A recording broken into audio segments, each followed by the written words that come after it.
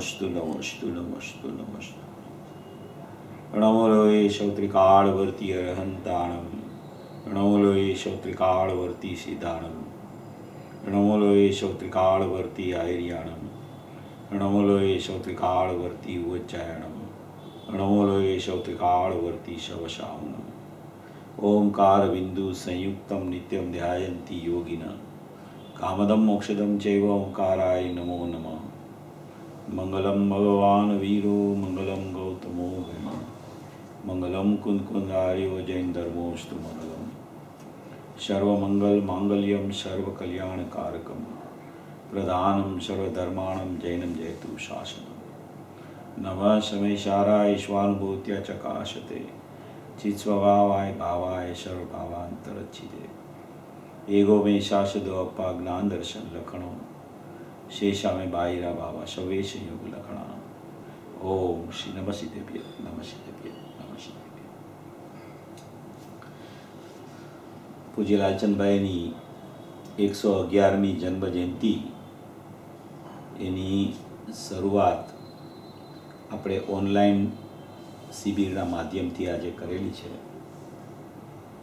પણ ઓનલાઈન શિબિરના માધ્યમમાં પણ એવું લાગે છે કે આપણે પ્રત્યક્ષ સાંભળતા હોય ને બધા પ્રત્યક્ષ હોય એવું લાગે છે.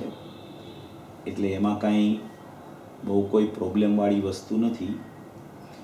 ફક્ત એટલું જ છે કે સામે સમૂહ નથી હોતો વક્તા માટે અને શ્રોતાને વક્તા દેખાતા નથી હોતા. એના સિવાય અવાજ તો સંભળાય છે, ખ્યાલમાં પણ બધું આવે છે. એટલે આ એક બહુ સફળ પ્રયોગ છે. ઘણી જગ્યાએ અત્યારે ઓનલાઈન શિબિરો ચાલ્યા કરે છે. એવો આ પૂજ્ય ભાઈશ્રીની 111મી જન્મ જયંતિ 3 એકડા જ્ઞાયકે એક, એનો ચૈતન્યપણું પણ એક અને એનું જ્ઞાન પણ એક, એમ ત્રણેય એકડા એ 111મી જન્મ જયંતિનો સાર છે ખરેખર. એવું સુંદર પ્રવચન પૂજ્ય ભાઈશ્રીના શ્રીમુખે હમણાં આપણે સાંભળ્યું. છઠ્ઠી ગાથા એટલે ભાઈની એકદમ પ્રિય ગાથા અને એમને છઠ્ઠી ગાથામાં જ શુદ્ધાત્માની અનુભૂતિ થઈ હતી. એટલે જ્યારે છઠ્ઠી ગાથા તો પૂજ્ય ભાઈશ્રીના હાથમાં આવે એટલે એટલો બધો પ્રમોદ હોય એમને. એવી ખૂબ સુંદર છઠ્ઠી ગાથા આપણે હમણાં સાંભળી. એકલો દ્રષ્ટિનો વિષય એમણે ઘૂંટાવ્યો, એકલો દ્રષ્ટિનો વિષય, બીજી કોઈ ચર્ચા નહીં. છઠ્ઠી ગાથાનું હાર્દ જ આ છે કે સ્વભાવ કેવો હોય, સ્વભાવની પરિપૂર્ણતા કેવી હોય, સ્વભાવની શુદ્ધતા કેવી હોય, એવું આખું પ્રવચન પૂજ્ય ભાઈશ્રીનું આખું દ્રષ્ટિનો વિષય.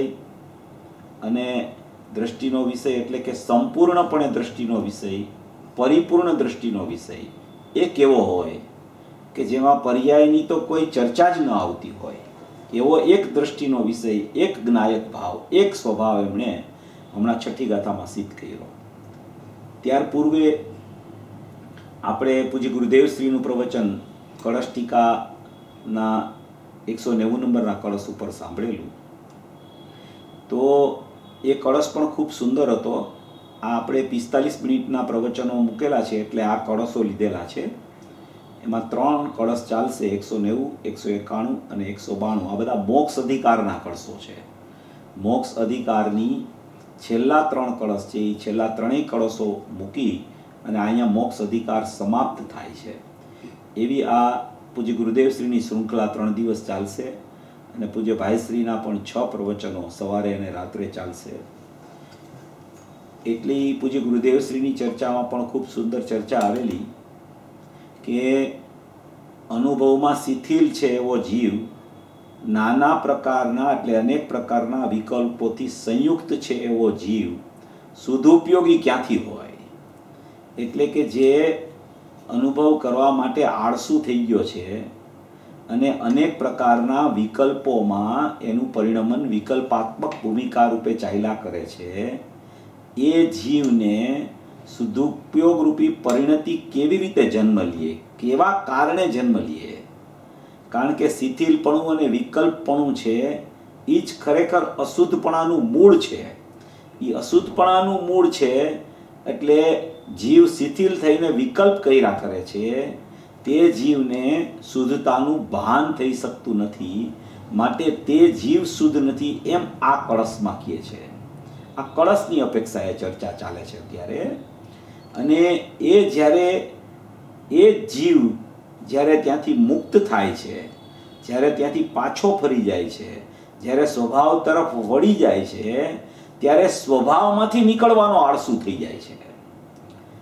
પહેલાં શિથિલપણું હોય છે, વિકલ્પાત્મક ભૂમિકા હોય છે, એટલે એ સ્વભાવ સુધી પહોંચતો નથી. અને જ્યાં એ અનેક પ્રકારના વિકલ્પોથી વ્યાવૃત થઈ જાય છે, જ્યાં નિર્વિકલ્પ સ્વરૂપ એને ખ્યાલમાં આવી જાય છે, જ્યાં પોતાના સ્વભાવ આવો છે એવો પોતાના સ્વભાવમાં કેલી કરતો પરિણમે છે, એવો જે જીવ છે એ સ્વભાવમાં ગયો તે ગયો, હવે ત્યાંથી નીકળવાનો આળસુ થઈ જાય છે. નીકળવાનો આળસુ થઈ જાય છે એટલે ત્યાંથી નીકળતો જ નથી. એવી કોઈ આ ચર્ચા અહીંયા 190 નંબરના કળશમાં ખૂબ સુંદર ચર્ચા પૂજ્ય ગુરુદેવ શ્રી દ્વારા અહીંયા આવી. જો અહીંયા લખ્યું છે કે એના પ્રવચનનું પહેલું જ પેજ છે, એમાં લખ્યું છે કે કહે છે, અનુભવમાં શિથિલ છે એવો જીવ ભગવાન આત્મા આનંદ અને અતિન્દ્રિય જ્ઞાન ને અતિન્દ્રિય આનંદ સ્વભાવ એનો અનુભવ જે ચિદાનંદ પવિત્ર પ્રભુ આત્મા ભગવાન સ્વરૂપ એનું છે તેનો જે અનુભવ છે તે શુદ્ધ ભાવ છે. અંદર તો નિત્ય વિનાશી પ્રભુ છે, પણ એની ખબર ન હોવાને કારણે એ ખરેખર અનેક પ્રકારના વિકલ્પોમાં પ્રવૃત્તિશીલ થઈ જાય છે. એટલે અનુભવ માટે એ શિથિલ થઈ ગયો છે, અનેક પ્રકારના વિકલ્પોથી સંયુક્ત થઈ ગયો છે. અને એ આળસુ એની એવી આળસ છે કે શુભ અશુભ ભાવ જે છે એમાં ખરેખર એનું વલણ ચાલ્યા કરે છે. અને જ્યાં એ ત્યાંથી પાછો ફરે છે અને જ્યાં પોતાનો શુદ્ધ સ્વભાવ એને ખ્યાલમાં આવી જાય છે અને શુદ્ધ સ્વભાવમાં જ્યાં અંદર પ્રવેશ કરે છે કે હું તો અવિનાશી તત્વ છું, હું તો એકરૂપ તત્વ છું, હું તો અખંડ તત્વ છું, એવું જ્યાં એને પ્રવેશ થાય છે અંદર. અહીંયા તો આખી આ મોક્ષ અધિકારની જે 3 કળશ છે એમાં મુનિરાજની અપેક્ષાએ ચર્ચા કરવામાં આવી છે. એટલે મુનિરાજ તો એને અંદરમાં સમ્યક દર્શન જ્ઞાન ચારિત્રાણી મોક્ષ માર્ગ તો છે, પણ એ જોવા છતાં એની જે વિકલ્પાત્મક ભૂમિકા ચાલે છે એમાંથી પણ એ છૂટી અને જ્યાં અનુભવમાં જાય છે ત્યાં અનુભવમાંથી બહાર જ નથી નીકળતા, અનુભવમાંથી નીકળવાના આળસુ થઈ જાય છે. એવી સુંદર ચર્ચા પૂજ્ય ગુરુદેવ શ્રીના આ પ્રવચનમાં 190 નંબરના કળશમાં આવી. એ આપણે હમણાં બધી સાંભળેલી છે કે આખી સદુપયોગ કેવી રીતે થાય, સદુપયોગની પરિણતિ કેવી રીતે એની પ્રગટ થાય, એ કેવી રીતે પરિણમે, એની સમ્યકતા કેવી રીતે હોય, એવી આખી ચર્ચા આ પૂજ્ય ગુરુદેવ શ્રીના પ્રવચનમાં ખૂબ સુંદર રીતે આવી. અને ત્યારબાદ હમણાં જે આપણે પૂજ્ય ભાઈશ્રીનું પ્રવચન સાંભળ્યું, ખૂબ માર્મિક અને ખૂબ અંદર સ્વરૂપની રમણતા કરતું પરિણમન હતું, પ્રવચન હતું. અહીંયા જે આ કળશ થયેલો ને એમાં છેલ્લે એક વાત પૂજ્ય ગુરુદેવ શ્રીએ કરી ને એ બહુ સુંદર હતી કે સ્વભાવ કેવો છે એવી વાત કરી પૂજ્ય ગુરુદેવ શ્રીએ. છેલ્લે કળશ પૂરો કરતા આખી સ્વભાવની ચર્ચા પૂજ્ય ગુરુદેવ શ્રી કરતા હતા કે કેવો છે સ્વભાવ. એ સ્વભાવમાં લીન છે એમ તો કહ્યું, પણ તો કેવો છે સ્વભાવ? તો કે સ્વરસ નિર્ભરે ચેતના ગુણથી પરિપૂર્ણ ભગવાન ભૈરો છે. આ સ્વભાવની વ્યાખ્યા છે. આત્મા સ્વભાવવાન અને તેનો સ્વભાવ ચેતના, જાણવું દેખવું જ્ઞાતા દ્રષ્ટા, એવા જાણવા દેખવાના સ્વભાવથી પરિપૂર્ણ ભરેલો છે, તેને અહીંયા સ્વભાવ કહેવામાં આવે છે. પછી કહે છે કે પહેલાં એમ કહ્યું ને કે સ્વભાવે શુદ્ધ સ્વરૂપમાં, પોતાના શુદ્ધ સ્વરૂપમાં એકાગ્ર મગ્ન થતો હવે કહે છે કે એ સ્વભાવ કેવો છે? તો કે મગ્ન થતો એમ કહ્યું, પણ એ સ્વભાવ કેવો છે? તો કે પોતાનો ત્રિકાળી સ્વભાવ, સ્વરસ નિર્ભરે, સ્વરસ ચેતના જાણવું દેખવું એવો સ્વરસ એ તેનો સ્વભાવ છે. એમ કહીને આખી સ્વભાવની ત્રિકાળી સ્વભાવની મહિમા પૂજ્ય ગુરુદેવ શ્રીએ આમાં સ્વરસ નિર્ભર એટલે પોતાના સ્વરસ એટલે કે ચૈતન્ય રસ એટલે કે જાણવું દેખવું એવો રસ એનાથી આખો ભરેલો છે. સ્વરસ નિર્ભર એટલે કે સ્વરસથી ભરેલો છે એવો ચેતના ગુણમય આખો ભગવાન આત્મા છે, એને ખરેખર સ્વભાવ કહેવામાં આવે છે. એ એવો ભરચક છે અંદરમાં જ્ઞાનને આનંદથી, એવો અંદરમાં ઠસાઠસ ભરેલો છે સ્વભાવથી, કે એ ખરેખર જે જ્ઞાનીઓ જે એ સ્વભાવમાં અંદર પ્રવેશ કરે છે પછી એ સ્વભાવમાંથી નીકળતા જ નથી. એવો પોતાનો સ્વભાવ છે, અનુપમ સ્વભાવ છે, કે જેની કોઈને ઉપમા ન આપી શકાય કોઈ બીજી વસ્તુને, એવો અનુપમ સ્વભાવ છે. ચાહે તો સમ્યક દર્શનની પર્યાય પ્રગટ થઈ હો કે કેવળ જ્ઞાનની પ્રગટ થઈ હો પર્યાય, છતાં પણ આ સ્વભાવની પહોંચ એવડી મોટી છે કે એ સ્વભાવમાં જે કેલી કરતા હોય છે એ ખરેખર પર્યાયોથી, કોઈ પણ નિર્મળ પર્યાયોથી પણ હંમેશા ઉદાસીન રહેતા હોય છે. એ ઉદાસીન રહેતા પોતાના સ્વરૂપમાં કેલી કરતા પરિણમન કરતા હોય છે. એવી એક વ્યાખ્યા પૂજ્ય ગુરુદેવ શ્રીના પ્રવચનમાં ખૂબ સુંદર આ 190 નંબરના કળશમાં આવી. અને ત્યારબાદ હવે પૂજ્ય ભાઈશ્રીનું પ્રવચન ચાલ્યું. જો ભાઈશ્રીનું પ્રવચન જે આપણે સાંભળ્યું ને, કેટલા વિષયો આવ્યા, પણ એ વિષયોમાં મુખ્ય વિષય એનો દ્રષ્ટિનો વિષય એમને સિદ્ધ કરવો હતો. મુખ્ય વિષય સ્વભાવની વાત આવી, મુખ્ય વિષય જ્ઞાયક ભાવની છઠ્ઠી ગાથાની ચર્ચા આવી. નાસ્તિની વાત તો જેટલી આવી એ તો અસ્થિની મજબૂતાઈ માટે અમુક નાસ્તિની વાત કરે, બાકી એને ત્યાં ખરેખર સ્વભાવ કેવો છે એ જ બતાવતો હતો. કોઈ પણ પર્યાયનો સદભાવ જેમાં નથી એવો પોતાનો જ્ઞાયક ભાવ સ્વભાવ છે. એ પોતે પોતાથી પરિપૂર્ણ છે, એમાં કોઈ પણ પ્રકારના ઉત્પાદ્યનું પરિણમન નથી, કોઈ પણ પ્રકારની પર્યાયો એમાં નથી. એવી ચર્ચા ખૂબ સુંદર આવી. એ ચર્ચા કરતા પહેલા પૂજ્ય ભાઈશ્રીનું શરૂઆતમાં જે એમણે ચર્ચા કરી એ પહેલા એણે બે ગ્રંથના નામ આપ્યા, પ્રવચનસાર અને સમયસાર. કુંકુદ આચાર્ય દેવના 5 એટલે કે 6 શાસ્ત્રો રેવણસાર સહિત છે, એમાં 2 શાસ્ત્રોની પહેલા એમને ચર્ચા કરી, પ્રવચનસાર અને સમયસાર. એ પ્રવચનસાર એવું શાસ્ત્ર છે કે એ તો જગતથી જુદું પાડે છે જીવને, જગતથી જુદું પાડી અને પોતાના પ્રમાણના દ્રવ્યમાં પ્રવચનસાર લઈ આવે છે. પોતાના પ્રમાણના દ્રવ્યમાં જ્યારે પ્રવચનસાર એને લઈ આવે છે, એ પ્રમાણના દ્રવ્યમાં આવ્યા પછી જીવને નિશ્ચયનું દ્રવ્ય શું છે એની ચર્ચા સમયસારમાં આવે છે. પહેલા જીવ પ્રમાણના દ્રવ્યમાં આવે છે. જુઓ પૂજ્ય ભાઈની શૈલી આ છે કે પહેલા પ્રમાણની ચર્ચા કરે અને પછી સ્વભાવની ચર્ચા જોરશોરથી કરે. પ્રમાણની ચર્ચામાં પણ પરથી જુદાપણું દ્રવ્ય પર્યાય સ્વરૂપ વસ્તુ છે એની ચર્ચા કરી, અને એની ચર્ચા કર્યા પછી જ્યારે એને છઠ્ઠી ગાથા લીધી, છઠ્ઠી ગાથાની શરૂઆત કરી, ત્યારે તો એકલો શુદ્ધાત્માની ચર્ચા એમાં આવે. પણ પ્રમાણમાં જ ખરેખર પ્રમાણની બહાર જ જે જીવ ફરતો હોય એ પ્રમાણની બહાર ફરતો જીવ પહેલા પ્રમાણમાં આવે છે. જ્યાં સુધી પ્રમાણમાં નથી આવતો ત્યાં સુધી તો પર સંબંધી જ એને વિકલ્પોનું પરિણમન એની પર્યાયમાં ચાલ્યા કરે છે. જો અહીંયા પૂજ્ય ભાઈશ્રીનું પ્રવચન ચાલ્યું એમાં પહેલામાં પહેલું પેજ હતું, એમાં જ એક વાત ખૂબ સુંદર એમણે આ પ્રમાણના દ્રવ્યની કરેલી. મૂળ તો વાત હતી નિશ્ચયના દ્રવ્યની કરવી હતી, પણ નિશ્ચયના દ્રવ્યની વાત કરતા પહેલા જીવ પ્રમાણમાં કેવી રીતે આવે એની ચર્ચા પૂજ્ય ભાઈશ્રીએ પહેલા કરી, પછી નિશ્ચયના દ્રવ્યની ચર્ચા એને ઉપાડી. જો કે છે પદાર્થની સ્થિતિ એટલે એક પદાર્થમાં બીજા પદાર્થની નાસ્તિ, એવું અસ્થિ નાસ્તિ અને કાંત પોતાના પરિણામથી સહિત. પ્રવચનસાર પોતામાં ઉત્પન્ન થતા પરિણામ, પોતાથી નહીં પણ ઉત્પન્ન થતા જે પરિણામ એનાથી આત્મા સહિત છે. શુદ્ધ પરિણામો કે અશુદ્ધ પરિણામો એ બધા પરિણામથી આત્મદ્રવ્ય સહિત છે અને પરદ્રવ્યથી આત્મા રહિત છે, ભિન્ન છે. એને શાસ્ત્રીય ભાષાએ સ્વચતુષ્ટયમાં પરચતુષ્ટયની નાસ્તિ, એવું અસ્થિ નાસ્તિ અને કાંત બે પદાર્થને જુદા પાડે છે. જ્યારે બે પદાર્થને જુદા પાડે ત્યારે કુટુંબ કબીલા દેહાદી મોટર ધન ધાન્ય એ કોઈ મારા નથી, કેમ કે મારામાં એની નાસ્તિ એટલે ન અસ્તિ, મારામાં એનું ન હોવાપણું, એનામાં ભલે હોય 6 દ્રવ્ય પણ મારામાં એનો અભાવ છે. એટલે કે મારા સ્વચતુષ્ટયમાં દ્રવ્ય ગુણ પર્યાયમાં દ્રવ્ય ક્ષેત્રકાળ અને ભાવ એક પદાર્થનું સ્વરૂપ છે પદાર્થ, એ પદાર્થમાં પર પદાર્થની નાસ્તિ છે એવું અસ્થિ નાસ્તિ અનેકાંત થતા એને બે દ્રવ્યની જે એકતા હતી, પરદ્રવ્યમાં જે મમતા હતી, તે મમતા એને ગળવા માંડે છે, મિથ્યાત્વ ગળવા માંડે છે. દેહાદી મારા નથી કેમ કે દેહની મારામાં નાસ્તિ છે.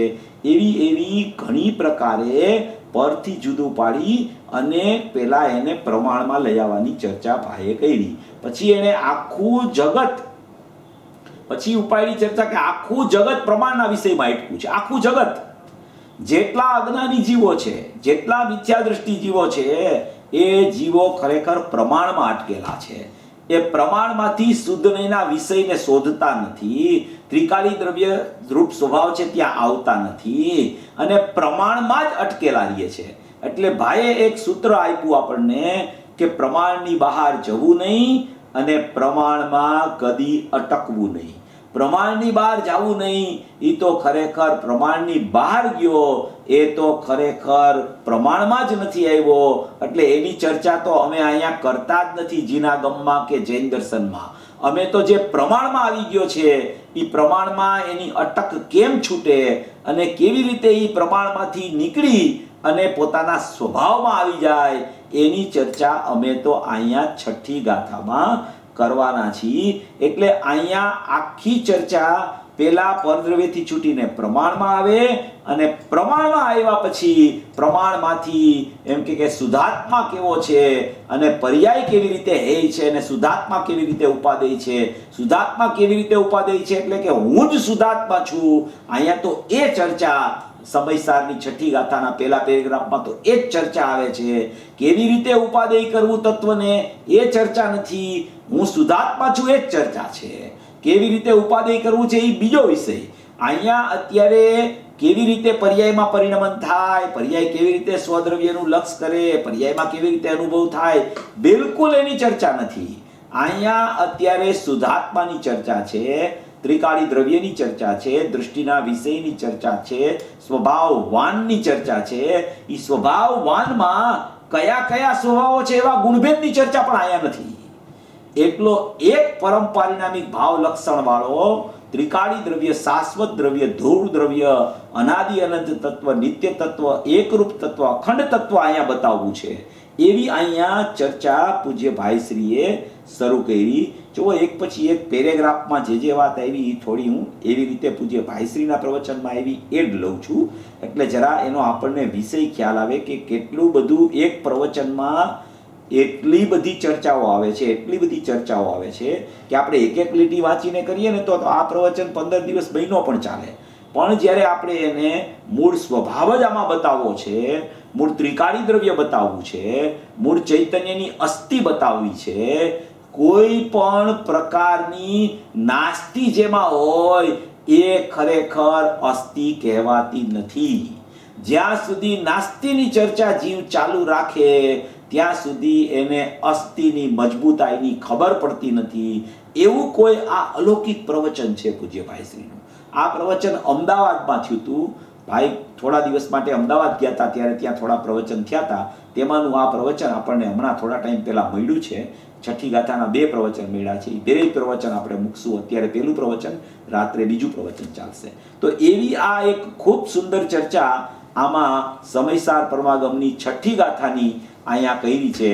જો એમાં ભાઈએ કીધું કે જે પહેલા ધોરણમાં પાસ થયો નથી, જે પહેલા ધોરણમાં જ હજી પાસ થયો નથી એની તો ચર્ચા અહીંયા કાંઈ છે જ નહીં. પણ પહેલા ધોરણમાં તું પાસ થઈ ગયો હો અને પછી તું બીજા ધોરણમાં આવી ગયો તો એ બીજા ધોરણ વાળાની અહીંયા ચર્ચા ચાલે છે.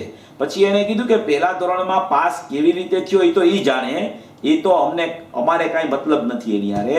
પણ અમે તો અહીંયા અત્યારે બીજા ધોરણની ચર્ચા કરીએ છીએ. એટલે કે પ્રમાણના દ્રવ્યની અહીંયા અમે ચર્ચા નથી કરતા. પરથી જુદો પડીને પ્રમાણમાં આવે એની ચર્ચા અમે અહીંયા છઠ્ઠી ગાથામાં નથી કરતા. અમે અહીંયા તો જે પ્રમાણમાં આવી ગયો છે અને પ્રમાણમાંથી સ્વભાવ કેવી રીતે એને પ્રગટ છે એ ખ્યાલમાં આવે. સ્વભાવ પ્રગટ છે, સ્વભાવને કોઈ પ્રગટ કરવાનો નથી, કોઈ પ્રગટ એને કરી શકતું નથી. એ તો નિત્ય પ્રગટ રૂપ છે, નિત્ય જાજ્વલ્યમાન જ્યોતિ છે, નિત્ય ઉદ્યોત રૂપ છે. એ સ્વભાવ કદી અપ્રગટ હોય એવું કદી બનતું નથી. એ સદાય સર્વથા સર્વકાળે પોતાથી પોતાની નિત્ય વસ્તુ, અનાદિ અનંત વસ્તુ, એકરૂપ વસ્તુ, નિર્લેપ વસ્તુ એ તો જાજ્વલ્યમાન જ્યોતિની જેમ પ્રગટ છે. એને કોઈ પ્રગટ કરવાનો પુરુષાર્થ નથી કરવાનો. જેવો સ્વભાવ છે એવો હું છું, બસ એટલું જ એનું કર્તવ્ય છે. એનું નામ જ સ્વભાવ છે. એ સ્વભાવ હું છું એમ પર્યાય કે છે એ ચર્ચા પણ અહીંયા નથી. અહીંયા તો સ્વભાવ જ હું છું એ ચર્ચા ચાલે છે. ત્રિકાળી દ્રવ્ય જ હું છું એ ચર્ચા ચાલે છે. પરિપૂર્ણ વસ્તુ માત્ર હું છું એ ચર્ચા ચાલે છે. એવી ખૂબ સુંદર ચર્ચા જે 185મો કળશ લઈને પણ પૂજ્ય ભાઈશ્રીએ બતાવી. જો પહેલામાં પહેલો પ્રશ્ન એને છઠ્ઠી ગાથામાં ઉપાડ્યો છે કે હવે પ્રશ્ન ઉપજે છે કે એવો શુદ્ધાત્મા કોણ છે?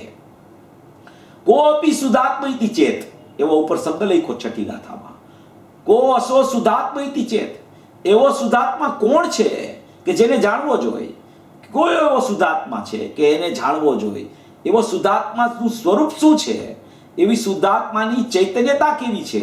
એવી શુદ્ધાત્માનો પરિપૂર્ણ સ્વભાવ કેવો છે કે એવો હું શુદ્ધાત્મા છું, એવું મારી પાસે ચૈતન્ય દ્રવ્ય એટલે કે હું જ ચૈતન્ય દ્રવ્ય છું, એવો હું કેવો પરિપૂર્ણ તત્વ છું, એવી મારી શાશ્વતતા કેવી છે, એવી મારી નિબિડતા કેવી છે કે હું ક્યારેય બીડાયો નથી. ગમે તેટલા પર્યાયમાં વિકૃત પરિણામ પ્રગટ થઈ જાય કે ગમે તેટલા પર્યાયમાં શુદ્ધતાના પરિણામ પ્રગટ થઈ જાય, અવિકારી કે વિકારી કોઈ પણ પરિણામની પ્રગટતા હો છતાં બિલકુલ તેની અપેક્ષા વગર હું પરમ નિરપેક્ષ શુદ્ધ ચૈતન્ય તત્વ છું. કોઈ મને જાણે કે કોઈ મને ન જાણે એનાથી મારી સિદ્ધિ થતી નથી. મારી સિદ્ધિ તો મારા ચૈતન્ય સ્વભાવથી છે. મારી સિદ્ધિ તો મારા અનંત ગુણાત્મક એક સ્વભાવથી છે. મારી સિદ્ધિ તો મારું એકાંતે શુદ્ધ પરિપૂર્ણ અનાદિ અનંત નિત્ય સ્વરૂપ અવિનાશી અનુપમ સ્વરૂપ છે. એનાથી ખરેખર મારી સિદ્ધિ છે. એવો શુદ્ધાત્મા, એનો પ્રશ્ન કરવામાં આવ્યો કે કો અસો શુદ્ધાત્મા ઇતિ ચેત, એવો શુદ્ધાત્મા કોણ છે કે જેને ખરેખર જાણવો જોઈએ? એવો શુદ્ધાત્માનું સ્વરૂપ શું છે? એવા શુદ્ધાત્માના સ્વરૂપની ગાથા અહીંયા પૂજ્ય ભાઈશ્રીએ લીધી અને એટલી બધી સ્વભાવની ચર્ચા કરી કે સ્વભાવમાંથી જાણે પ્રવચન સાંભળતા હોય ત્યારે એવું લાગે કે જાણે આપણે સ્વભાવમાં જ બેઠા હોય, આપણને કોઈ બેસાડતા હોય એમ નહીં, આપણે સ્વભાવમાં બેઠા હોય એમ લાગે આપણને. એટલી બધી સુંદર ચર્ચા પૂજ્ય ભાઈશ્રીના આ પ્રવચનમાં આવી. એટલે અહીંયા જે વાત આવી કે એવો શુદ્ધાત્મા કોણ છે કે જેને જાણવો જોઈએ. જો ભાઈએ એક એનો બીજો સિદ્ધાંત પણ આમાં આપ્યો જ્યારે એનું પેજ નંબર 2 ઉપર આ ચર્ચા આવી, પેજ નંબર 4 ઉપર આ ચર્ચા આવી કે આ તો છઠ્ઠી ગાથા છઠ્ઠીના લેખ છે. શું છઠ્ઠી ગાથા કેવા છે? છઠ્ઠીના લેખ છે. પણ પર્યાયથી સહિત નહીતર એકાંત થઈ જશે, નહીતર એકાંત થઈ જશે. એમને એમ આ જીવ અનંત કાળથી અજ્ઞાની રહી ગયો છે. જ્ઞાની ઉપર પણ એને વિશ્વાસ નથી. સમર્થ આચાર્ય કહે છે કે તારો આત્મા તારા પરિણામથી રહિત છે, તો પણ એને ખરેખર આચાર્ય ભગવાન ઉપર કે આચાર્ય ભગવાનનું સ્પષ્ટીકરણ કરનારા જ્ઞાની ઉપર ખરેખર એને ભરોસો થતો નથી કે મારા સ્વભાવમાં પર્યાયો છે જ નહીં. એ પર્યાયો છે જ નહીં એવી મારી પરિપૂર્ણતા છે. પર્યાયો છે નહીં માટે પરિપૂર્ણતા છે એમ પણ નથી. હું તો પોતે પોતાથી મારા સ્વભાવથી જ પરિપૂર્ણ છું. મને કોઈ પર્યાયોના નિષેધની કે પર્યાયોના ન હોવાની સાપેક્ષતા પણ ખરેખર લાગુ પડતી નથી. પર્યાયના સદભાવની સાપેક્ષતા તો ન લાગુ પડે, પણ પર્યાય મારામાં નથી, પ્રમત અપ્રમત નથી એવી સાપેક્ષતા પણ ખરેખર મારા ત્રિકાળી દ્રવ્યને લાગુ પડતી નથી. છતાં આચાર્ય ભગવાન તો અહીંયા પ્રમત અપ્રમત નથી એવો એક જ્ઞાયક ભાવ છે એમ કહીને સમજાવે છે. એનું કારણ એ છે કે એની પર્યાયમાં બુદ્ધિ ચાલે છે, એને પર્યાયના પરિણમનમાં લક્ષ ચાલે છે. એટલે આચાર્ય ભગવાન ત્યાંથી એને હટાવવા માટે નાસ્તિની વાત કરીને અસ્થિમાં લઈ આવવાનો વાત આમાં કરે છે. બાકી ખરેખર અહીંયા સ્વભાવ જ્યારે બતાવવાની વાત આવે ત્યારે એ સ્વભાવમાં કોઈ પર્યાયો હોતી નથી, કોઈ સ્વભાવ અપૂર્ણ હોતો નથી, કોઈ સ્વભાવની અશુદ્ધતા હોતી નથી, કોઈ સ્વભાવમાં અલ્પજ્ઞતા હોતી નથી કે એને કોઈ પૂર્ણ કરવા માટે કોઈ સહારો આપે તો એ પૂર્ણ થાય. ભગવાન આત્મા તો પરિપૂર્ણ છે, ભગવાન આત્મા તો એકરૂપ છે, ભગવાન આત્મા તો અખંડ છે. એવી શાશ્વત ધ્રુવ વસ્તુ છે. ધ્રુવ ટંકોત્કીર્ણ કહેવામાં આવે છે ને. ટંકોત્કીર્ણ એટલે અઘટિત ઘાટ, કે કોઈ એને બનાવેલો નથી, કોઈ એને બનાવી શકતું નથી, કારણ કે એ ન ઘડાયેલો ઘાટ છે. એ ઘાટને ઘડવો પડે એવો ઘાટ નથી, અઘટિત ઘાટ છે. આ એવી ચૈતન્ય વસ્તુ, પરિપૂર્ણ વસ્તુ, એવું મારું સ્વરૂપ છે, એવો મારો ચૈતન્ય પરમાત્મા છે, એવો મારો ધ્રુવ પરમાત્મા છે. એની ચર્ચા આમાં એકદમ સુંદર આવી. પછી પૂજ્ય ભાઈશ્રીએ કીધું કે જે પરિણામ ઉત્પન્ન થાય છે એનાથી આત્મા સર્વથા ભિન્ન છે. અરે કે છે કથનથી ભિન્ન છે કે સર્વથા ભિન્ન છે? તો કે સર્વથા ભિન્ન છે. સર્વથા ભિન્નનો શા માટે પ્રયોગ કરે છે? કે સર્વથા અભિન્ન માની બેઠો છે. રાગથી આત્મા સર્વથા અભિન્ન માની બેઠો છે, એનું ઝેર ઉતારવા માટે સર્વથા ભિન્નનો પ્રયોગ કરવામાં આવે છે. એટલે એનો મતલબ એવો નથી કે એ પર્યાયથી સર્વથા અભિન્ન માની બેઠો છે એટલે સર્વથા ભિન્ન કહેવામાં આવે છે. એ તો સ્વભાવથી પર્યાયમાં, સ્વભાવથી એ સર્વથા ભિન્ન જ છે. પર્યાયો એનાથી એ માની બેઠો છે એટલે એને પર્યાયથી ભિન્ન કહેવામાં આવે છે, એમ કહેવાનો આશય નથી. એટલે જે ન માનતો હોય એની પર્યાયો અભિન્ન છે એમ કહેવાનો આશય નથી. કહેવાનું તાત્પર્ય એમ છે કે આચાર્ય ભગવાન પણ કોઈ જીવ પર્યાયથી અભિન્ન માની બેઠો હોય એટલા માટે એને પાઠ આપે છે કે તારી પર્યાયોથી તારો સ્વભાવ અભિન્ન નથી, તારી પર્યાયોથી ખરેખર તારો સ્વભાવ પૃથક છે, ભિન્ન છે, અનાદિ અનંત છે, એકરૂપ છે. એક વસ્તુમાં કોઈ બીજી વસ્તુ ભળી જ શકતી નથી. જો એક વસ્તુને બીજી વસ્તુમાં તમે ભેળવો ને, ત્યાં જ અશુદ્ધતાનો જન્મ થઈ જાય છે. જે વસ્તુ શુદ્ધ છે એ તો પોતાથી શુદ્ધ છે. એને કોઈ શુદ્ધતા, અરે શુદ્ધતાની મિલાવટ પણ જો કોઈ જીવ કરે તો ખરેખર એ શુદ્ધતા ખરેખર જાણે અધૂરી હોય ને એવું લાગે છે. એટલે પરિપૂર્ણ શુદ્ધ સ્વભાવ છે એ તો પોતાથી પરિપૂર્ણ છે, પોતાથી અભેદ છે, પોતાથી જ્ઞાનમય છે, પોતાથી અનાદિ અનંત છે, પોતાથી ટંકોત્કીર્ણ છે, પોતાથી અઘટિત ઘાટ છે. પછી ભાઈએ એમ કીધું કે સર્વથા અભિન્ન માની બેઠો છે, રાગથી આત્મા સર્વથા અભિન્ન માની બેઠો છે, એનું ઝેર ઉતારવા માટે સર્વથા ભિન્નનો પ્રયોગ કરવામાં આવે છે. સર્વથા ભિન્ન કહેતા અનુભૂતિ થતા અનુભૂતિ થાય છે ત્યારે કથનચિત ભિન્ન અભિન્નનું જ્ઞાન થાય છે. એ તો જે અભિન્ન માની બેઠો છે એને જ્યારે અનુભૂતિનો કાળ આવે ત્યારે કથનચિત ભિન્ન અભિન્નનું જ્ઞાન થાય છે. એ તો જ્યારે અનુભૂતિના કાળની ચર્ચા છે, પણ અહીંયા તો અત્યારે અનુભૂતિનો વિષય બતાવવો છે. પછી એને કીધું કે આત્મામાં સ્યાદવાદનો અભાવ છે અને આત્મામાં સ્યાદવાદનો અનુભવ, જ્ઞાનમાં સ્યાદવાદનો સદભાવ છે. આત્મામાં સ્યાદવાદનો અભાવ છે એનો મતલબ એમ છે કે કોઈ પરિણમન આત્મામાં નથી, કોઈ પર્યાયો આત્મામાં નથી. ચાહે શુદ્ધ પર્યાયો કે ચાહે અશુદ્ધ પર્યાયો, કોઈ પણ પર્યાયો આત્મામાં ખરેખર છે જ નહીં. એટલે આત્મામાં સ્યાદવાદનો અભાવ છે. સ્યાદવાદ પરિણામમાં હોય છે. સ્યાદવાદ ખરેખર આત્મા સાથે અભેદ થતી પરિણામમાં ઉત્પન્ન થાય છે. પણ એવા પરિણામ પણ આત્મામાં અત્યારે ત્રિકાળી દ્રવ્ય સ્વભાવ જે છે એમાં ખરેખર કોઈ પણ પ્રકારના પરિણામનો સદભાવ નથી. એવી પરિપૂર્ણ વસ્તુ અહીંયા કહેવા માંગે છે. કે છે કે ભગવાન આત્મા જે સ્વભાવ છે એમાં કથનચિત શુદ્ધ, કથનચિત અશુદ્ધ, જ્યાં ત્યાં ક્યાં તું લગાડવા માંડ્યો. સર્વથા શુદ્ધ છે આત્મા, સર્વથા શુદ્ધ છે. અગ્નિ સર્વથા ઉષ્ણ છે. એ સર્વથા ઉભા રહો કે છે, સર્વથા ઉષ્ણ નહીં, કથનચિત ઠંડી કહો. અરે કે છે સ્વભાવમાં કથનચિત કદી ન હોય. કોઈ પરિપૂર્ણ સ્વભાવ ત્રિકાળી દ્રવ્ય હોય એમાં કથનચિતપણું બિલકુલ લાગુ ન પડે. તું પર્યાયના ધર્મને જો તું દ્રવ્યમાં ખતવી નાખીશ તો દ્રવ્ય તારું ખરેખર શુદ્ધ છે, પરિપૂર્ણ શુદ્ધ છે. એ ખરેખર કોના આશ્રય તારી પર્યાયમાં પણ કથનચિત અભિન્નપણું આવશે. જો તારી દ્રવ્યમાં જ તું કથનચિત સ્થાપના કરી દઈશ તો તારી પર્યાયમાં પણ કથનચિત અભિન્નપણું દ્રવ્ય સાથે નહીં થઈ શકે. કારણ કે તે દ્રવ્યને જ ખરેખર પર્યાયથી અભિન્ન માની લીધું. તો દ્રવ્ય તો એવું સુરક્ષિત બચી ગયું છે એવું ધ્રુવ બચી ગયું છે, એવું જ્ઞાયક ભાવરૂપ બચી ગયું છે, એવો ભૂતાર્થ સ્વભાવ સુરક્ષિત છે કે પર્યાયમાં કોઈ પણ પરિણમન ચાલતું હોય ત્યારે પણ ભગવાન આત્મા પરિણામ માત્રથી ભિન્ન છે. એવા આત્માને એકવાર તું દ્રષ્ટિમાં લે. પરિણામ છે પણ પરિણામથી રહિત આત્મા છે, એનું લક્ષ કર અને પરિણામનું લક્ષ છોડી દે. એવી ચર્ચા અહીંયા પૂજ્ય ભાઈશ્રીએ 4 નંબરના પેજ ઉપર કરી. હવે 5 નંબરના પેજ ઉપર આખી ગાથાના અર્થથી ચર્ચા ચાલુ થાય છે કે આખો જ્ઞાયક ભાવ છે, એ જ્ઞાયક ભાવ છે એ ખરેખર કોઈ પણ પરિણામનો કરતા નથી. એમ કહે છે પૂજ્ય ભાઈ, જુઓ કેટલી સ્પષ્ટતા કરે છે કે જે જ્ઞાયક ભાવ છે, આ જ્ઞાયકથી શરૂઆત કરી હતી, જે કરતા છે ત્યાંથી શરૂઆત નથી.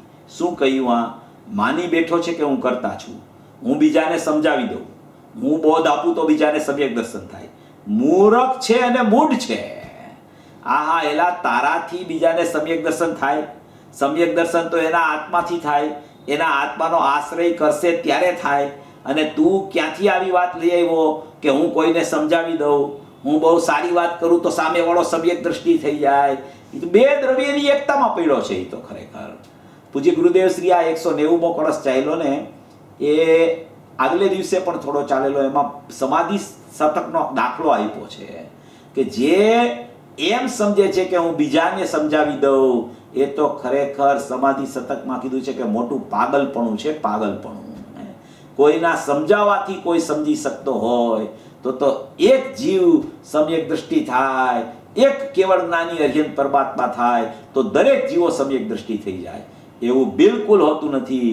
પણ મૂરખ, મૂઢ, અજ્ઞાની જીવ આવું માને છે કે મારા બોધથી જીવો સમ્યક દર્શન પામી જાય. એટલે અહીંયા આખી આત્માના સ્વભાવની ચર્ચા કરી છે, જ્ઞાયકથી શરૂઆત કરી છે. આત્મા જાણનાર જાણનાર જાણનાર જાણનાર છે અને બિલકુલ કરનાર છે જ નહીં. વસ્તુના સ્વભાવમાં કરવું તો છે જ નહીં. બંધનો તો કરતા નથી, મોક્ષની પર્યાયનો પણ આત્મા કરતા નથી, કેવળ જ્ઞાનનો કરતા નથી, તો સમ્યક દર્શનનો કરતા ક્યાંથી થાય?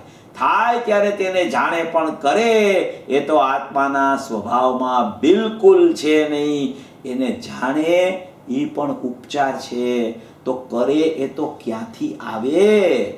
કરવું તો સ્વભાવમાં છે જ નહીં. કોઈ પણ પરિણામ થાય એનું જાણવું, એ પણ ખરેખર વ્યવહાર આત્માને જાણ્યા પછી ઊભો થાય છે. પહેલામાં પહેલા તો આત્મા કેવો છે, શુદ્ધ આત્મા, ખરેખર એવું સ્વરૂપ મારું છે, એને જ્યાં સુધી જીવ સમજતો નથી ત્યાં સુધી કોઈ પણ પરિણામમાં એની શુદ્ધતા એના સ્વકારે આવી શકતી નથી.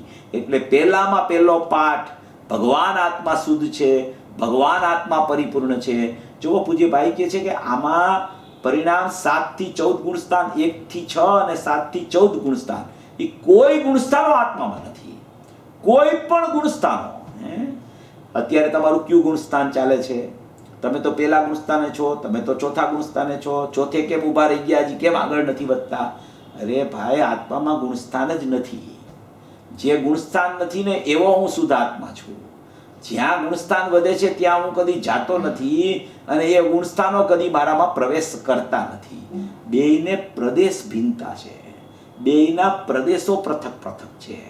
પર્યાયના પ્રદેશ પૃથક કામ કરે છે, ધ્રુવના પ્રદેશ પૃથક હોય છે. ધ્રુવના પ્રદેશ શાશ્વત ટંકોત્કીર્ણ હોય છે, પર્યાય જેટલા પ્રદેશો છે એ પરિણમતા પ્રદેશો છે. એવી બેયની પ્રથમથી જ જુદાઈ છે. કોઈએ જુદા કરવાના નથી, એ જુદા જ છે. એનો અર્થ એને ખરેખર સ્વભાવનું બહુમાન આવ્યું કહેવામાં આવે છે. પોતાના પરિણામ 7 થી 14 ગુણસ્થાન પરિણામ આત્મામાં નથી. પ્રમદ પણ 1 થી 6 ગુણસ્થાન એ આત્મામાં નથી. એ નથી એમ કહ્યું છે. ગૌણ કરો ને વ્યવહાર નહીં છે ને નિશ્ચય ને નથી ને કોઈ નહીંનો પ્રયોગ કર્યા સિવાય સ્વભાવની સિદ્ધિ કરે છે. સ્વભાવ સિદ્ધ કરવા માટે કોઈ નહીંની અપેક્ષા નથી, પણ જે સ્વભાવ સમજતો નથી એને નય દ્વારા સમજાવે છે. એટલે એને કે નિર્ણય કરવા માટે નયોથી સમજાવ્યા કરે છે કે આ નહીંથી શુદ્ધ છે ને આ નહીંથી અશુદ્ધ છે. પણ એમ છે નહીં, એ તો પ્રથમથી જ શુદ્ધ છે. કોઈ નહીંથી આત્મા શુદ્ધ છે અને કોઈ નહીંથી આત્મા અશુદ્ધ છે, તો કે આત્મામાં શુદ્ધતા અને અશુદ્ધતા એવું બેપણું છે જ નહીં. આત્મા તો પ્રથમથી જ શુદ્ધ છે. એ શુદ્ધ ને અશુદ્ધના પ્રકાર તો પર્યાયમાં લાગુ પડે છે, પર્યાય અપેક્ષા એ પ્રકારો લાગુ પડે છે. આત્મામાં કોઈ અશુદ્ધતાનો પ્રવેશ નથી, આત્મામાં કોઈ પ્રગટ થતી શુદ્ધતાનો પણ પ્રવેશ થતો નથી. એવો પરિપૂર્ણ શુદ્ધ આત્મા છે. શુદ્ધ પરિણામથી જુદો એવો શુદ્ધ આત્મા છે. એવી શુદ્ધ વસ્તુ છે એ ખરેખર જ્ઞાયક ભાવ છે. એમાં કોઈ મૂળસ્થાનો નથી, કોઈ પરિણામ નથી, કોઈ અશુદ્ધતા નથી કે કોઈ શુદ્ધ પરિણામનો પ્રવેશ પણ ખરેખર જ્ઞાયક ભાવમાં થઈ શકતો નથી. એવી એક વસ્તુ મારો સ્વભાવ છે, મારો જ્ઞાયક ભાવ છે. એ ત્રિકાળી દ્રવ્ય તો પરમ નિરપેક્ષ છે. અહીંયા નિરપેક્ષ કે છે પણ હું એમ કહું છું પરમ નિરપેક્ષ છે. પરિણામો તો સાપેક્ષતા વાળા છે. સંવર, નિર્જરા અને મોક્ષ એ સાપેક્ષ પરિણામો છે. કર્મના ઉદય અનુદય, ઉદયની અપેક્ષા તો આશ્રવમાં આવે, અનુદયની અપેક્ષા સંવર નિર્જરામાં આવે, અભાવની અપેક્ષા મોક્ષમાં આવે. એવા સાપેક્ષ પરિણામો, એવી સાપેક્ષ શુદ્ધ પર્યાયો પણ ખરેખર ત્રિકાળી દ્રવ્યમાં નથી. કારણ કે ત્રિકાળી દ્રવ્ય પોતે જ પરમ નિરપેક્ષ છે. પરમ નિરપેક્ષનો અર્થ એમ છે કે એને કોઈ પ્રસિદ્ધ કરે, કે એની શુદ્ધતાને કોઈ પ્રસિદ્ધ કરે તો એની શુદ્ધતા છે. એવી કોઈ પણ અપેક્ષા ખરેખર જ્ઞાયક ભાવને, એની પરમ નિરપેક્ષતાને, એના શુદ્ધ સ્વભાવને, એના ચૈતન્યપણાને બિલકુલ લાગુ પડતી નથી. એવું ત્રિકાળી દ્રવ્ય પરમ નિરપેક્ષ છે. એને કોઈ પર્યાયની અપેક્ષા નથી. નથી કહ્યું છે આ જ્ઞાયક ભાવ છે, એમાં આ પરિણામ 14 પ્રકારના પરિણામ જે ક્રમે ક્રમે પ્રગટ થાય છે તે પરિણામ એમાં નથી. એ રીતે એને શુદ્ધ કહે છે. શુદ્ધ પર્યાયથી રહિત છે માટે આત્મા શુદ્ધ છે. હજી તો અશુદ્ધ પર્યાયથી સહિત માને છે, શુભાશુભ ભાવથી સહિત, અને પાપથી બંધ થાય ને પુણ્યથી ધર્મ થાય. પ્રભુ જે તારામાં નથી એનાથી તને શું લાભ હાનિ થાય? એ તો તારાથી ભિન્ન તત્વ છે. નવે તત્વથી આત્મા અત્યંત ભિન્ન છે. નવે તત્વથી આત્મા અત્યંત ભિન્ન છે. નવે તત્વમાં કયા પરિણામ બાકી રહ્યા? નવે તત્વમાં મોક્ષના પરિણામ આવી ગયા. નવે તત્વથી આત્મા ભિન્ન છે તો કે કેવો ભિન્ન?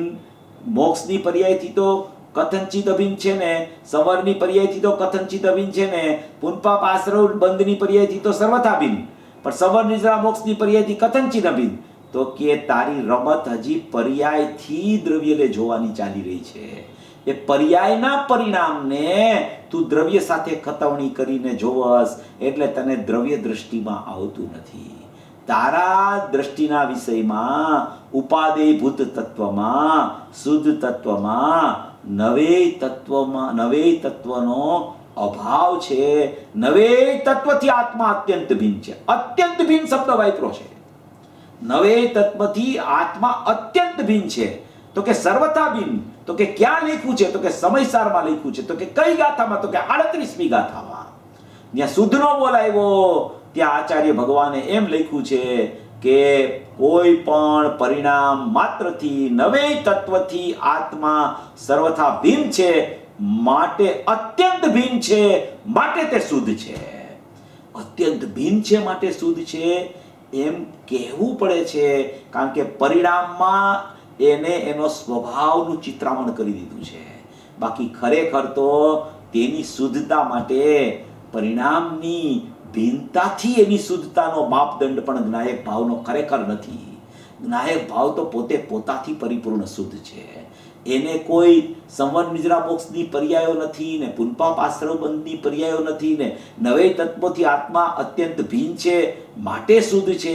એ આચાર્ય ભગવાને જ્યારે એવી વાત કરી, પૂજ્ય ભાઈએ પણ ફરમાવ્યું, તો જ્ઞાનીઓ જે કહે છે એનો મર્મ ઈ છે કે તું કાં તો આ પુનપાપ આશ્રવ બંધને દૂર કરવાનો પ્રયત્ન કરસ અને કાં સંવર નિદ્રા મોક્ષને પ્રગટ કરવાનો પ્રયત્ન કરસ.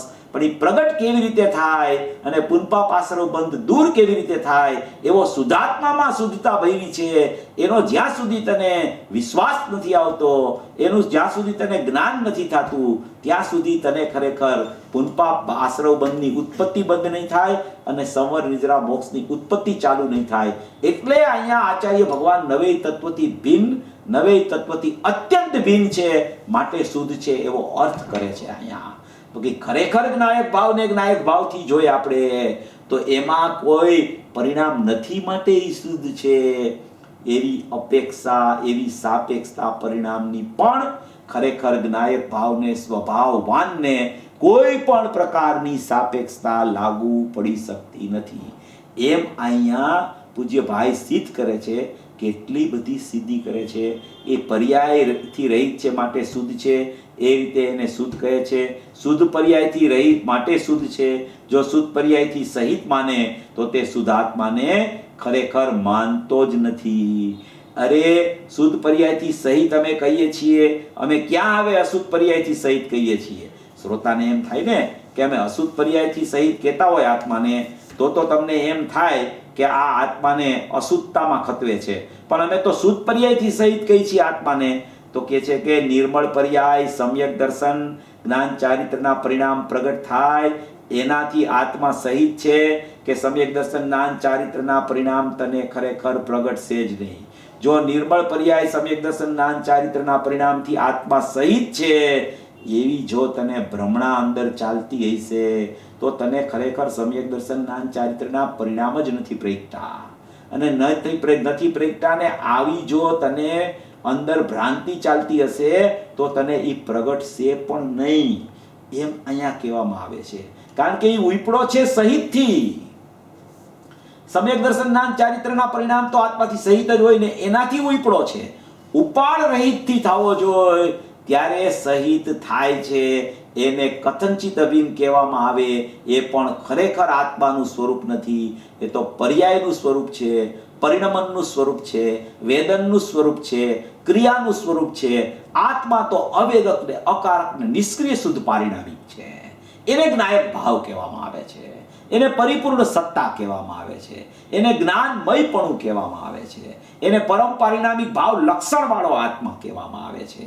એવી અહીંયા વાત કરે છે કે રહિતથી ઉપડ, સહિતથી ઉપડ્યો છે, રહિતથી ઉપડતો પ્રગટ થઈ જશે. આ રહિત અને સહિતની રમત છે. પૂજ્ય ભાઈ શ્રી કહેતા હતા ને કે જૈન દર્શનમાં તો રહિત ને સહિતની રમત છે.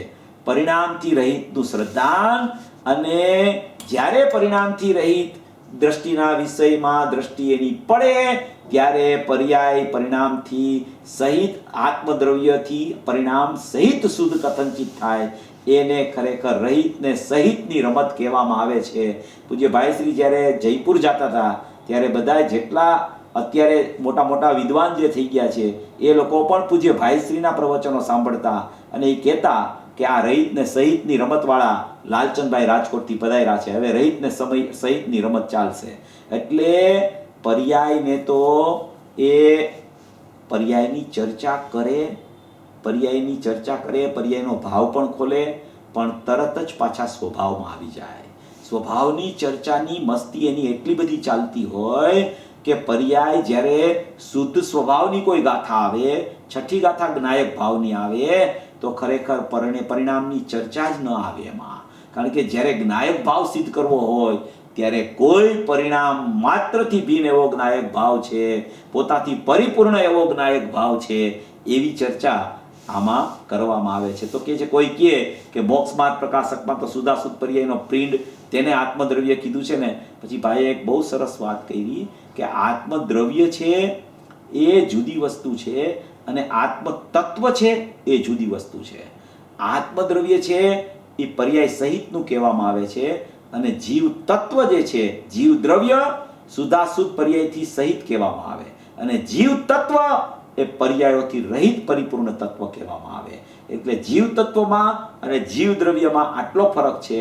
જીવ દ્રવ્ય પ્રમાણનું દ્રવ્ય છે, જીવ તત્વ છે એ શુદ્ધ નહીંનું દ્રવ્ય છે, એટલે કે જ્ઞાયક ભાવ છે, એટલે કે ભૂતાર સ્વભાવ છે, અપરિણામી તત્વ છે, એકરૂપ તત્વ છે, અખંડ તત્વ છે, નિર્લેપ તત્વ છે, શાશ્વત તત્વ છે, ધ્રુવ તત્વ છે.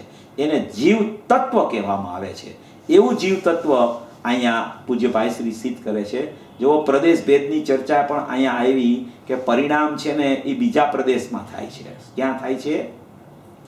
સર્વજ્ઞ ભગવાન આમ ફરમાવે છે, ભગવાન સર્વદેવ ભણંતી સર્વજ્ઞ ભગવાન આમ ફરમાવે છે કે બધાના આત્માઓ એમાં ઉત્પન્ન થતા પરિણામ, એની બાજુમાં ઉત્પન્ન થતા પરિણામ, આત્માઓ એમાં ઉત્પન્ન થતા પરિણામ, એટલે કે એની બાજુમાં ઉત્પન્ન થતા પરિણામ, એટલે કે જીવમાં ન ઉત્પન્ન થતા પરિણામ, જીવની જોડે જીવથી ભિન્ન બીજા ક્ષેત્રમાં થાય છે. એ પ્રદેશ ભેદ છે. એ પ્રદેશ ભેદ કહેતા જ અજ્ઞાનીને તો ખળભળાટ થઈ જાય. અજ્ઞાનીએ જે તોફાન માંડ્યું છે ને, કારણ કે એનો ધંધો જ છે પર્યાય ને દ્રવ્યથી અભેદ માનવાની જ ખરેખર પ્રવૃત્તિ જીવ અનાદિથી કરતો આવે છે. એટલે જ એને ખરેખર દ્રષ્ટિનો વિષય દ્રષ્ટિમાં ખરેખર આવી શકતો નથી. જ્યારે દ્રષ્ટિનો વિષય સિદ્ધ કરવો હોય, જ્ઞાયક ભાવ સિદ્ધ કરવો હોય, પોતાનું પરિપૂર્ણ ભગવાન આત્મપણું સિદ્ધ કરવું હોય, ત્યારે તો એક જ વાત આવે કે જીવને પરિણામ ન હોય. 185મો કળશ લીધો ને, જીવને પરિણામ ન હોય, જીવમાં પરિણામ ન હોય. પહેલામાં પહેલા જીવમાં પરિણામ ન હોય અને જીવને પણ પરિણામ ન હોય. જો જીવમાં પરિણામ હોય તો ખરેખર જીવ ઉત્પાદ વ્યય વાળો થઈ જાય. અને જો જીવને પરિણામ તમે કહો તો એનો મતલબ એમ થાય કે આ પરિણામ જીવના છે. એમ કે કઈ પરિણામ કઈ પરદ્રવ્યના થોડા છે, પરિણામ કઈ પૂતગલના થોડા છે, પરિણામમાં કઈ સ્પર્શ રસ ગંધ વર્ણ થોડું છે. પરિણામમાં તો પુનપાપ આશ્રવ બંધ છે, સવર નિજરા મોક્ષ છે, તો એ પરિણામ તો જીવના જ કહેવાય ને. તો કે જ્યાં સુધી તારે દ્રષ્ટિનો વિષય જ્યારે તને દ્રષ્ટિમાં લેવો હોય અને દ્રષ્ટિના વિષયની જ્યારે ચર્ચા ચાલતી હોય, દ્રષ્ટિના વિષયની જ્યારે ગાથા આવે, ત્યારે તું જો પરિણામને યાદ કર તો એનો અર્થ એમ છે કે તને દ્રષ્ટિના વિષયમાં પણ પરિણામની ગંધ ચાલ્યા કરે છે. જીવમાં પરિણામ નથી અને જીવના પણ પરિણામ નથી. પરિણામના હોય છે, જીવનો હોય છે, કારણ કે બેયના લક્ષણ જુદા છે. જીવમાં તો પરિણામ છે જ નહીં, કારણ કે ચૈતન્ય વસ્તુમાં તો પરિણામ હોય જ નહીં. પરિણામ હોય એને જીવ ન કહેવાય. જો પરિણામ એમાં હોય તો ઉત્પાદ વ્યય વાળો જીવ થઈ જાય, અને ઉત્પાદ વ્યય વાળો જીવ થઈ જાય તો ખરેખર આશ્રયભૂત તત્વ જ ન રહે.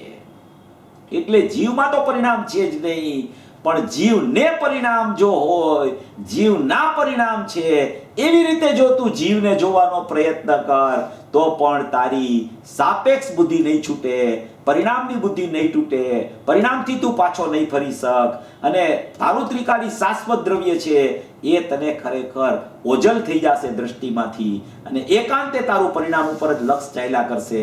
એટલે જીવમાં પણ પરિણામ નથી અને જીવને પણ પરિણામ નથી, જીવના પણ પરિણામ નથી. પરિણામના છે, કારણ કે પરિણામનું લક્ષણ ઔદૈક, ઔપસમિક, સયોપસમિક અને ક્ષાયિક ભાવ છે, અને જીવનું લક્ષણ પરમ પારિણામિક ભાવ છે. ત્રિકાળ જ્ઞાન દર્શન ગુણને પણ જીવનું લક્ષણ કહેવામાં આવે છે. એવો જે શાશ્વત શુદ્ધ તત્વ છે એ ખરેખર દ્રષ્ટિનો વિષય છે, એ સ્વભાવ છે, એ જ્ઞાયક ભાવ છે, એ શુદ્ધ તત્વ છે. એ કોઈ પણ કાળે એમ કે છે કે આત્માનો કોઈ પણ કાળે નાશ થતો નથી. જ્યારે પર્યાયનો નાશ થયા કરે ને પર્યાયનો ઉત્પાદ થયા કરે, પર્યાયનો વ્યય થયા કરે, ત્યારે પણ આત્મા તો એવો ને એવો સદાય ટકતું તત્વ, કદી નહીં પરિણમતું, કદી અભાવરૂપ ન થતું, સદાય નિષ્ક્રિય રૂપ રહેતું, સદાય પરંપરિણામિક ભાવ લક્ષણે જીવંત રહેતું એવું તત્વ આ છે. એવો ખરેખર અંદર જીવંત પરમાત્મા બિરાજમાન છે. એવો જીવંત પરમાત્મા, એની અંદરમાં અનંત ગુણોની જ્યોતિ અંદરમાં પ્રગટેલી જ્યોત પ્રગટ છે અંદરમાં. એવો ચૈતન્ય જ્યોતિમય સ્વભાવ છે અંદરમાં. એવી પ્રગટ જ્યોતિ સ્વરૂપ પરમાત્મા છે. એવો જ્ઞાયક ભાવ છે, એવી ચૈતન્ય જ્યોતિ છે. એ ચૈતન્ય જ્યોતિને પ્રસિદ્ધ કરવા માટે કોઈની જરૂર નથી, પોતે પોતાથી પ્રસિદ્ધ છે. આમ આવ્યું ને 185 કળશ લીધો ને, 185 કળશમાં એમ આવ્યું કે જેટલું પ્રગટ થાય છે એ તો બધું મને પરદ્રવ્ય છે, અને હું તો મારા સ્વભાવમાં જ હું પ્રગટ છું, એવું જ એટલું જ મારું તત્વ શુદ્ધ તત્વ છે, સ્વદ્રવ્ય છે. એમ આવ્યું ને. 185 નંબરનો કળશ છે, ખૂબ સુંદર કળશ છે. એ કળશ મોક્ષ અધિકારનો કળશ છે. એ મોક્ષ અધિકારના કળશમાં એમ લખ્યું કે જેટલું પ્રગટ થાય છે એ બધું મને પરદ્રવ્ય છે, અને જેટલો પ્રગટ છે એટલો જ હું શુદ્ધ આત્મા છું. એવી ચર્ચા આમાં પૂજ્ય ભાઈશ્રીના પ્રવચનમાં આવી. ખૂબ સુંદર પ્રવચન છે. ઘણી સુંદર ચર્ચા પૂજ્ય ભાઈશ્રીના આ પ્રવચનમાં ભરેલી છે. ફરી દરેક જીવોએ આ પ્રવચન સાંભળવા જેવું છે. આ સાંભળવાથી એને દૃષ્ટિના વિષયનો મહિમાવંત જે પોતાનો સ્વભાવ છે પરમ પારિણામિક ભાવ લક્ષણવાળો જે સ્વભાવ છે એનો મહિમા આવે, મહિમા આવતા એની રુચિ પલટાય અને રુચિ પલટતા એનો ઉપયોગ પલટાય. જ્યાં એને મહિમા જ નથી આવતો આવા સ્વભાવનો, જો એક શબ્દથી મહિમા કરવો એક જુદી વાત છે અને અંદર ભાવથી આવા સ્વભાવનો મહિમા આવવો એ એક પૃથક વસ્તુ છે, જુદી વસ્તુ છે. એ પોતાને જ ખબર પડે કે એને અંદર ભાવથી મહિમા ચાલે છે કે ખાલી શબ્દથી મહિમા ચાલે છે. અંદરમાં આમ રસ સભર ભરેલું ભરેલું લાગવું જોઈએ. જ્યાં તને તું જ્ઞાયક બોલને તો અંદરથી ભરીતા વસ્ત ભગવાન આત્મા ઉભરતો દેખાવો જોઈએ. એવો જ્યારે એને મહિમા અંદરથી આવે ને તો એ ભાવપૂર્વકનો મહિમા જ્ઞાયક ભાવનો ચૈતન્ય સ્વભાવનો કહેવામાં આવે છે. બોલવાની વાત નથી, આ ભાવપૂર્વક એને ખરેખર એને ખ્યાલમાં લેવાની વાત છે. એવી કોઈ ચર્ચા પૂજ્ય ભાઈશ્રીના પ્રવચનમાં અત્યારે આપણે જ્ઞાયક ભાવની સાંભળી, શુદ્ધ આત્માની સાંભળી, શુદ્ધ તત્વની સાંભળી. કોઈ પણ પરિણામ સ્વભાવમાં છે જ નહીં એવી નાસ્તિથી પણ સ્વભાવને જોવો એ પણ ખરેખર એ સ્વભાવનું ખરેખર સાપેક્ષપણું થઈ જાય છે.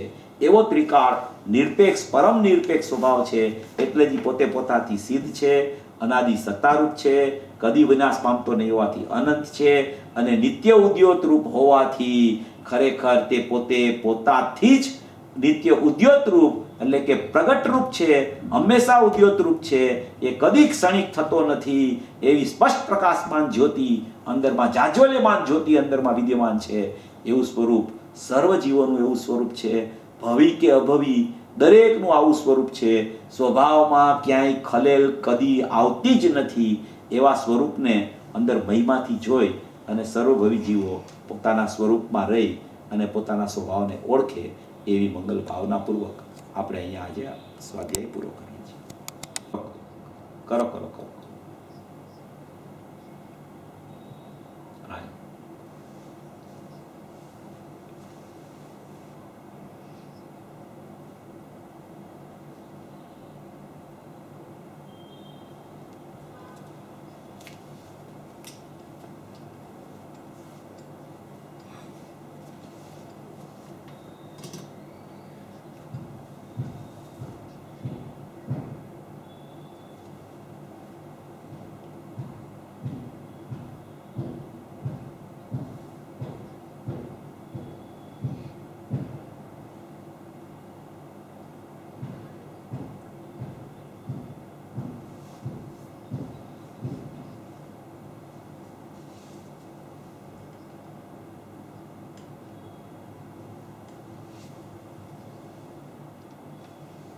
હા જી બોલો.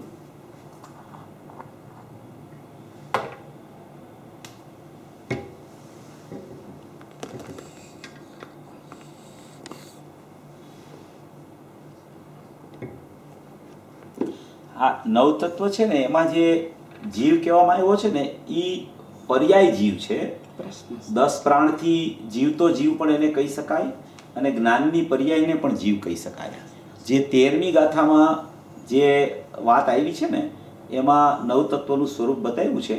એમાં એક સમયની જીવની પર્યાયને જીવ કીધો છે, અજીવના જ્ઞાનને ખરેખર અજીવ કીધું છે અને પુનપાપ આશ્રવ એ બધી અશુદ્ધ પર્યાયો છે. બંધ પુનપાપ આશ્રવ બંધ, સવર નિજરા મોક્ષ છે એ બધી શુદ્ધ પર્યાયો છે. એટલે જીવ તત્વ છે એનાથી કોઈ આ નવતત્વનો જીવ છે એમાં જીવ છે એ જીવ જુદો છે એમ નથી. એ જીવ એટલે એક સમયની જ્ઞાનની પર્યાય લેવાની છે ત્યાં, અથવા તો 10 પ્રાણથી જે જીવ તો અશુદ્ધ જીવ છે એને અહીંયા જીવ કીધો છે. એટલે નવતત્વમાં રહેલો જીવ છે એ જીવ આ જીવ તત્વ છે એમ નથી. નવતત્વમાં રહેલો જીવ છે એક સમયની પર્યાય છે, 10 પ્રાણથી જીવતો જીવ છે. એ બધી પર્યાયોનું પરિણમનની ચર્ચા છે નવતત્વનું અને એનાથી જ્ઞાયક ભાવ છે એ જુદો છે. એટલે પ્રશ્ન એમ છે કે નવતત્વમાં રહેલો જીવ છે એનાથી જુદું જીવ તત્વ કેવી રીતે અમારે સમજવું? જીવ તો ત્યાં જ છે નવતત્વમાં.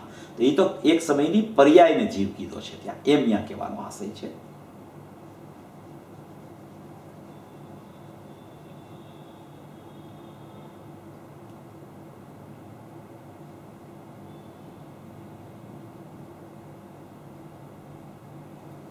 હા જી જી.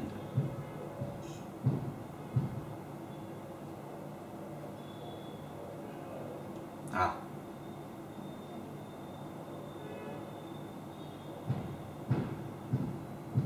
હા હા બરાબર છે.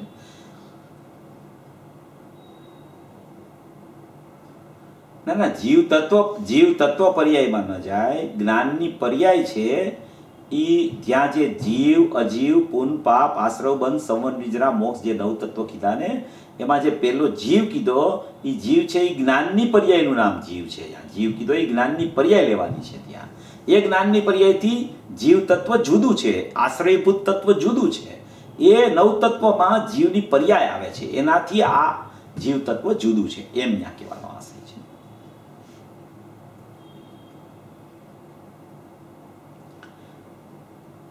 જીવ દ્રવ્ય છે એ ખરેખર પ્રમાણનો વિષય છે. એ જીવ દ્રવ્યમાં પર્યાયો પણ આવી જાય અને આ જીવ તત્વ પણ આવી જાય. જીવ તત્વ અને બધી પર્યાયો એના સહિતનું આખું પ્રમાણ છે, એને જીવ દ્રવ્ય કહેવામાં આવે. અને એ પ્રમાણમાંથી જ્યારે નવ તત્વનો નિષેધ કરી અને એકલું શુદ્ધ જીવ તત્વ જોવે ત્યારે દ્રષ્ટિનો વિષય સિદ્ધ થાય એમ કહેવાનો આશય છે ત્યાં.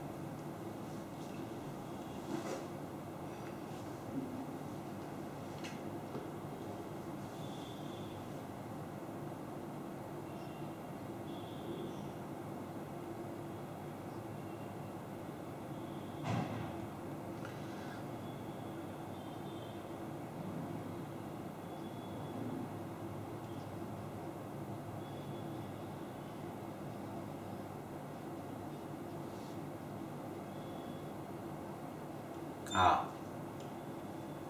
હા જય જિંદ્ર, બોલો બોલો બોલો.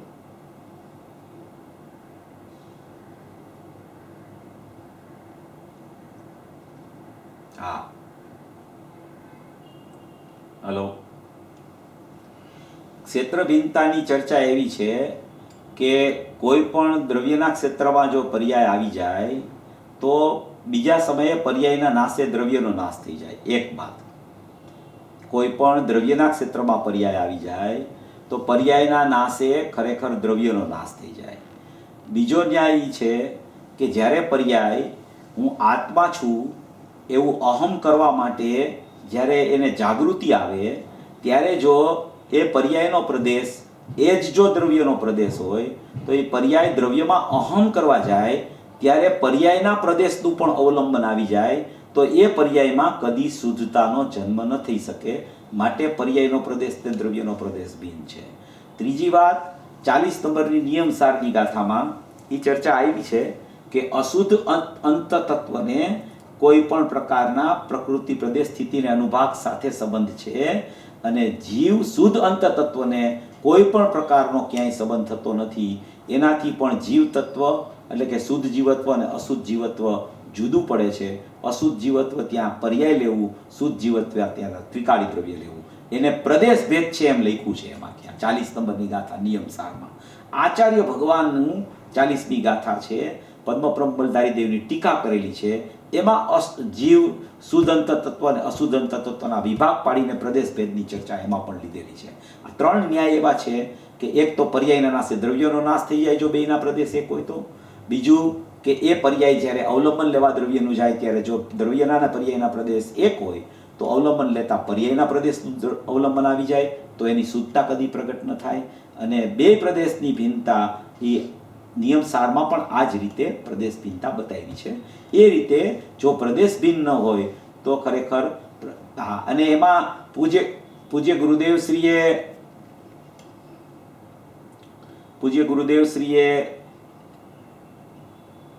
એક મિનિટ આકાશના ક્ષેત્રે તો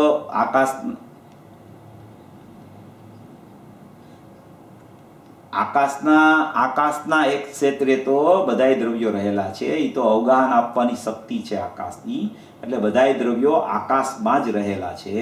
પણ અહીંયા જે દ્રવ્ય પર્યાયની ભિન્નતાની વાત આવે છે એ દ્રવ્ય પર્યાયની ભિન્નતાની વાત તો જીવ દ્રવ્યમાં જે દ્રવ્ય પર્યાય છે એમાં જીવ તત્વ કેવી રીતે જુદું છે અને બીજી પર્યાયોના તત્વ કેવી રીતે જુદા છે એની ચર્ચા ચાલે છે. જે આખું જીવ દ્રવ્ય છે એ આકાશના ક્ષેત્રમાં જ રહેલું છે. આકાશ જ એને અવગાહન આપે છે રહેવા માટેનું. એ ચર્ચા નથી અહીંયા. આકાશનું ક્ષેત્ર તો આકાશના ક્ષેત્રમાં છે, જીવનું ક્ષેત્ર જીવના ક્ષેત્રમાં છે. પણ જીવના ક્ષેત્રમાં દ્રવ્ય પર્યાયની ભિન્નતાની ચર્ચા ચાલે છે. અને પૂજ્ય ગુરુદેવ શ્રીએ સંવર અધિકારની ઉપયોગ છે એ ગાથા જ્યારે એની આવી ત્યારે એમાં જે ચર્ચા આવી કે ઉપયોગ છે, કારણ કે એક વસ્તુને બીજી વસ્તુ સાથે કાંઈ સંબંધ નથી, અને એક વસ્તુને બીજી વસ્તુ સાથે કાંઈ સંબંધ નથી કારણ કે બંનેના પ્રદેશો ભિન્ન હોવાથી. તો એમાં પૂજ્ય ગુરુદેવશ્રીએ જ્યારે આશ્રવના પ્રદેશને જુદા પાડ્યા અને જીવ તત્વના પ્રદેશને જુદા રાખ્યા, એવી રીતે પ્રદેશ ભિન્નતા બતાવી. અને પછી ગુરુદેવે એમાં સિદ્ધ કર્યું કે જ્યારે સંવર થાય છે ત્યારે સંવરના પ્રદેશ આત્માથી અભિન્ન થઈ જાય છે. એ પ્રકારે એણે સિદ્ધિ કરી કે પ્રદેશ તો અસંખ્ય છે એટલા જ રહે છે. કોઈ પર્યાયના પ્રદેશને દ્રવ્યના પ્રદેશ એવી રીતે એમ પ્રદેશો ભિન્ન નથી પડી જતા, પણ પર્યાયમાં જ્યાં સુધી અશુદ્ધતા છે ત્યાં સુધી જેટલો પ્રદેશ છે એટલા પ્રદેશને જુદો ગણવામાં આવ્યો. અને પર્યાયની જ્યાં શુદ્ધતા પ્રગટ થઈ તો અશુદ્ધતા છૂટીને જ જે પ્રદેશમાં શુદ્ધતા થઈ તો એ પ્રદેશને પૂજ્ય ગુરુદેવ શ્રીએ સંવર અધિકારમાં સંવર પ્રગટ કરવા માટેનો અધિકાર હોવાને કારણે એ પ્રદેશ દ્રવ્યથી અભિન્ન છે એમ લીધા. અને ત્યાં પૂજ્ય ગુરુદેવ શ્રીએ એમ પણ સિદ્ધ કર્યું કે આમ તો ખરેખર બીજી જગ્યાએ તો એમ પણ આવે છે ચિદવિલાસમાં ને ત્યાં કે ખરેખર શુદ્ધ પર્યાય હોય તો પણ એના પ્રદેશ તો જુદા જ છે, એમ કરીને પૂજ્ય ગુરુદેવ શ્રીએ ત્યાં ચર્ચા પણ લીધી છે. અને ન્યાય એવો છે કે અશુદ્ધ પર્યાયના પ્રદેશ છે એ જ પ્રદેશમાં બીજા સમયે શુદ્ધ પર્યાયો પ્રગટ થાય છે, તો એ અશુદ્ધ પર્યાયના પ્રદેશોમાં રાગનો વ્યય થયો અને એ જ પર્યાયના પ્રદેશોમાં નિર્મળ પર્યાયનો સંવરનો ઉત્પાદ થયો. તો પ્રદેશ ભિન્નતા તો એમને રહી ગઈ, ત્રિકાળી દ્રવ્ય એવું ને એવું રહી ગયું. એવી રીતે પણ પ્રદેશ ભિન્નતા સિદ્ધ થઈ શકે છે. ઘણા પ્રકારો છે એના. પૂજ્ય ગુરુદેવ શ્રીએ ઘણી જગ્યાએ ઘણું સિદ્ધ કર્યું છે. એવી રીતે એને સમજણમાં આપણે લેવું જોઈએ.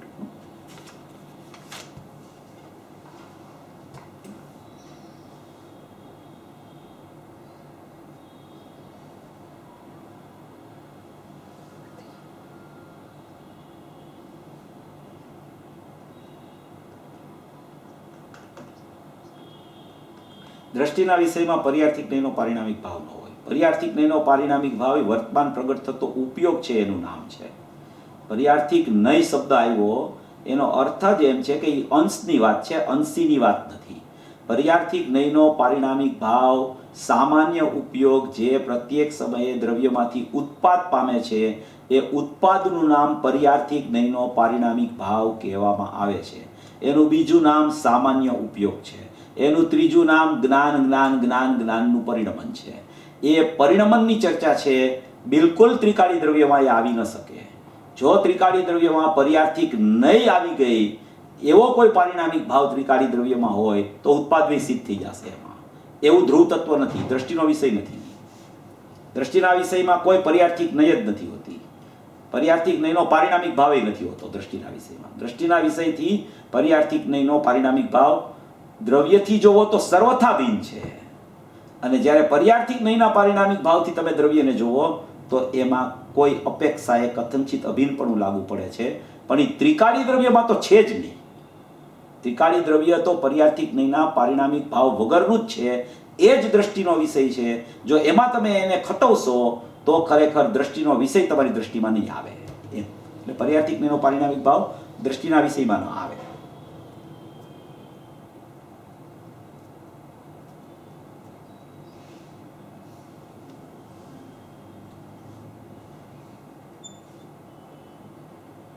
બસ તો પૂરું કરીએ આપણે પૂરું કરો ને જીનવાણી સ્તુતિ. હવે જીનવાણીની સ્તુતિ પહેલા હું જરા 2 મિનિટ